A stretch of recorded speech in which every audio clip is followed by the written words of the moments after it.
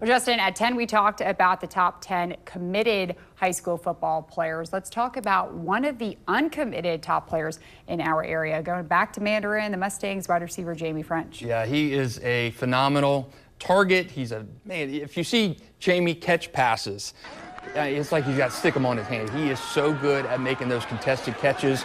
And he is really in this new era of recruiting and how the recruiting calendar falls. Remember, early signing period this year is the week after Thanksgiving, so that moved up 3 weeks. So these guys are committing earlier and earlier, and Jamie is really the one in our area, the 5-star who is uncommitted. So his storyline is going to be fantastic.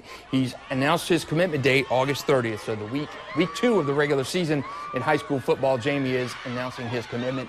He's choosing from Texas, Tennessee, LSU, Miami, Ohio State. So he's got some guys, no really state teams in the mix, but Jamie French is a fantastic guy, a 5-star, one of the few 5-stars that we see in our area, and he is just so smooth. You see him on the wall behind us, number 2. He is a great player. Tramel Jones, Elite 11 quarterback.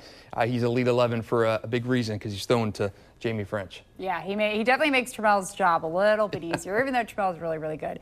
Let's talk about some under-the-radar recruits. We're going to go to St. Augustine first. Quarterback Lachlan Hewlett. He dealt with quite a few injuries last season, but hopefully he can come back this season and build up his recruiting stock. Yeah, I talked about Carl Jenkins Jr.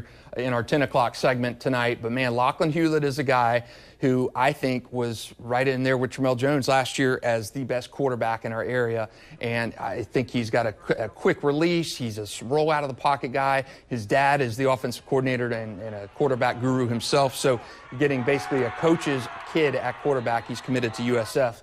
And I think if he puts on some more weight, if he grows an inch or two more, he is going to be a steal for USF. I love Lachlan Hewlett as a quarterback. Led him Yellow Jackets state championship game last year. I think big things are up ahead for Lachlan. A little bit under the radar, as we mentioned, but I think he is going to be a steal for USF. Over at Fleming Island, Caleb Singleton. He is going up north to Rutgers. What do you like about him, though? Caleb is a guy. He's a track star. He's a guy, I think, who is a little bit undercommitted right now. He's going to Rutgers. I think he has got a chance to be at a major college program.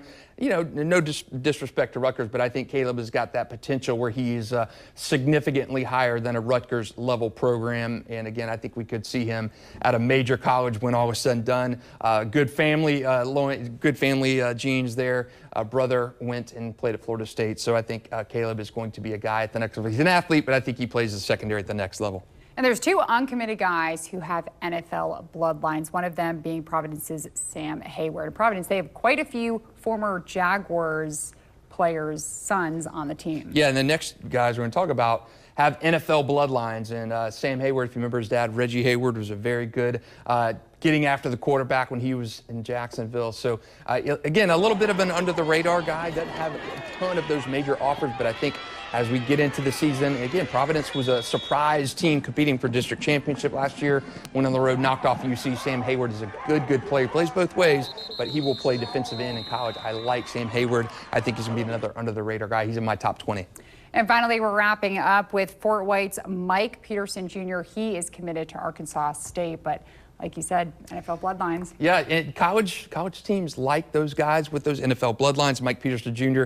projects as a receiver. He's a 6'2" guy. He's put on a little bit of weight. He's playing at Fort White, smaller program. But again, Mike Peterson played linebacker at the University of Florida.